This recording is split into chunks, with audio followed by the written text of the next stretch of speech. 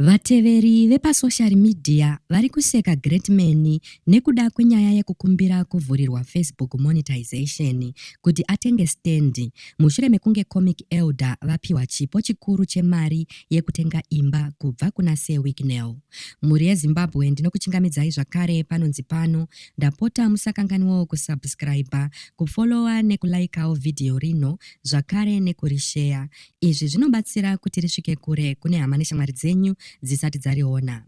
Migwagwa yepasocial media iri kupisa nekukandwa kwemimvuri kumuimbi Greatman mushure mekunyora kwake paFacebook achishuvira kuti avhurirwewo monetization kuti awane $4,000 yekutenga stand kudombo shava uye asiyane nalandlord wepaari kuroja uyo anomushusha.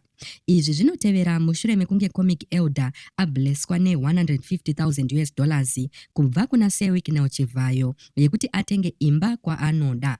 Izvo zvaita kuti vanhu vakawanda vapomere Greatman kuti ari kuita godo uye haasi grateful.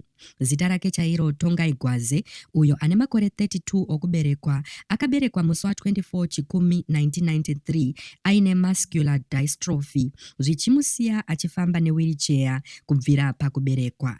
Inherera uye akakurira mumamiriro ezvinhu akaoma, akadzidza paJairos jiri yevakaremara uye akaita mukurumbira mushure mekuimba naSulumani Chimbetu. Muna June 2025 vateveri vakaunganidza GoFundMe vachiunganidza mari inodarika $10,000 kuti vamutengere mota yerudzi rweHonda Shuttle mushure mekunge Wicknell aramba chikumbiro chekumutengera motokari.